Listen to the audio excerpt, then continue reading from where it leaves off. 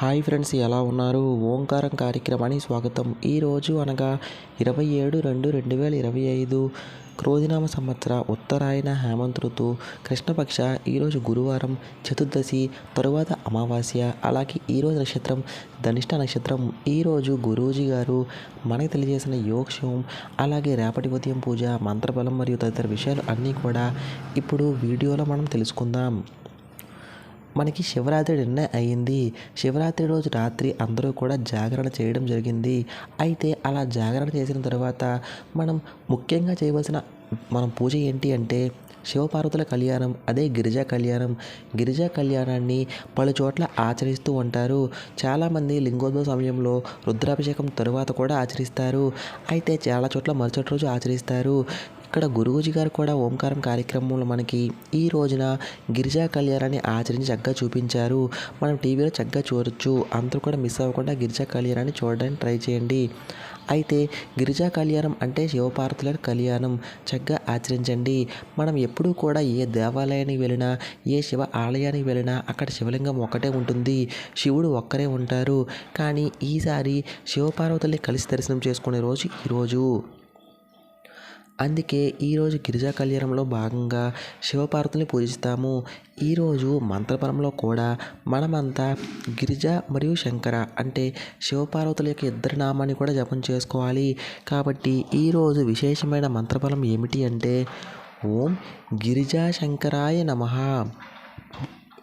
ఓం గిరిజా శంకరాయ నమః, ఓం గిరిజా శంకరాయ నమః అనే ఈ నామాన్ని ఈరోజు పిల్లలు పెద్దలు అందరూ కూడా ఎన్నిసార్లు వీలైతే అన్నిసార్లు జపం చేసుకోండి. ఇక మరొక ముఖ్యమైన విషయం ఏంటంటే ఈరోజు ఇలాంటి విశేషమైన రోజున అర్ధనారీశ్వర స్తోత్రం పారాయణం చేసుకుంటే చాలా మంచిది.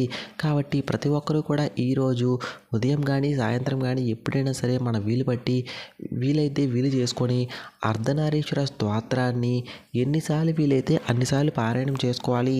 అది పారాయణం చేసుకోవడంతో పాటుగా మనం ఇప్పుడు చెప్పుకున్న మంత్రమైన గిరిజా కళ్యాణం అంటే గిరిజా శంకరాయ నమః అనే మంత్రాన్ని జపం చేసుకోవాలి. ఇక గురూజీ గారు మనకి కథను కూడా తెలియజేశారు.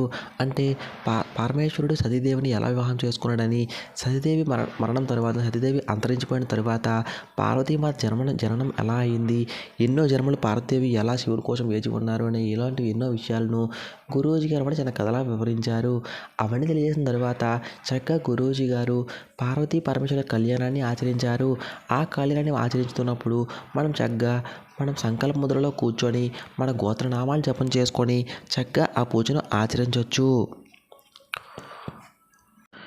ఇక రేపటి ఉదయం పూజ కూడా తెలియజేశారు. శుక్రవారం ఉదయాన్నే మనం ఆచరించవలసిన పూజ ఏంటి అంటే మనకి శుక్రవారం నుంచి ఫాల్గుణ మాసం ప్రారంభమవుతుంది. ఫాల్గుణ మాసం అనేది ఆఖరి మాసం. ఫాల్గుణ మాసం అయిపోయిన మళ్ళీ చైత్రమాసం ప్రారంభమవుతుంది. చైత్రమాసం నుంచి ఫాల్గుణ మాసం మొత్తం 12 మాసాలు ఉంటాయి. అయితే ఈ ఫాల్గుణ మాసం మొదటి రోజున ఉదయాన్నే నదీ స్నానం, సరోవర స్నానం, సముద్ర స్నానం చాలా చాలా విశేషం ఉంటుంది. అయితే ఇలా వీలైన వాళ్ళందరూ కూడా ఆచరించండి. పూజ విషయానికి వచ్చినట్టయితే మన ఇంట్లోనే నవధాన్యాలు కానీ, సప్తధాన్యాలు కానీ, 3 రకాల ధాన్యాలు కానీ తీసుకొని మన ఇంటి దేవుని గదిలో వేసి వాటిపైన ఒక మట్టి ప్రమిద పెట్టి ఆ మట్టి ప్రమిదలో కొబ్బరి నూనె వేసి దీపాలు వెలిగించాలి. అలా దీపాలు వెలిగించి ఆ దీపం ముందు కూర్చొని ఆ దీపాన్ని మనం మన కులదైవంగా, ఇంటి దైవంగా భావించి యథాశక్తి పూజ చేసుకొని సంవత్సరం అంతా బాగుండాలని సంకల్పం చేసుకొని పూజించండి. తరువాత ఆ ధాన్యాలు తీసుకొని నీళ్ళలో వేయాలి. ఈరోజు కాకపోయినా సరే ఎప్పుడో ఫ్యూచర్లో అయినా సరే ఎక్కడ నదికి వెళ్ళినప్పుడు కానీ, సరోవరానికి, సరస్సుకి వెళ్ళినప్పుడు ఆ నదిలో వాటిని వేసేయచ్చు.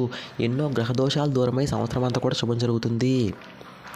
ఇక ఈరోజు సాయంత్రం యోగక్షేమం దేనికోసం చేసుకోవాలంటే ఎప్పుడైనా మనకు కొన్ని సమస్యల వల్ల మనకి వచ్చిన అదృష్టం దురదృష్టంగా మారిపోయినా, మనకి డబ్బులు వస్తే మన చేతిలో మనమే ఆ డబ్బును నాశనం చేసుకొని మన దురదృష్టం తెచ్చిపెట్టుకున్నా, లక్ష్మీదేవి కోపం తెచ్చిపెట్టుకున్నా, మనకి రావాల్సిన అదృష్టాన్ని ఏ కారణం వల్ల మనం మళ్ళీ దురదృష్టంగా మారిపోతే అది మళ్ళీ దూరమై అదృష్టం మనకి మళ్ళీ ప్రాప్తించడానికి, లక్ష్మీదేవి అనుగ్రహం ప్రాప్తించడానికి యక్షరాజు అనుగ్రహం అంటే కుబేర కుబేరుని యొక్క అనుగ్రహం ప్రార్థించడానికి, సకల ఐశ్వర్యాలు మనకి లభించడానికి అద్భుతమైన యోగక్షేమాన్ని ఈరోజు చేసుకోవచ్చు.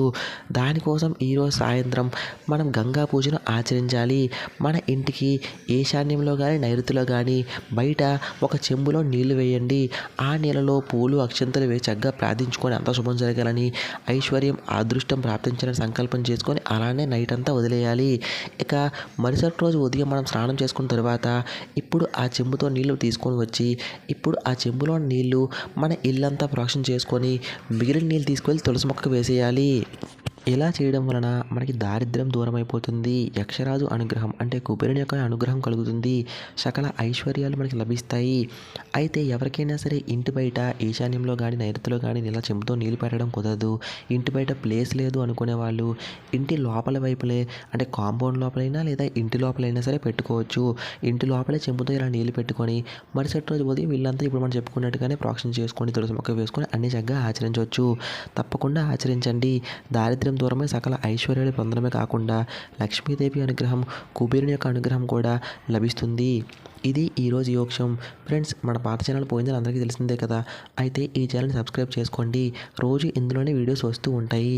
అందరికీ థ్యాంక్ యూ.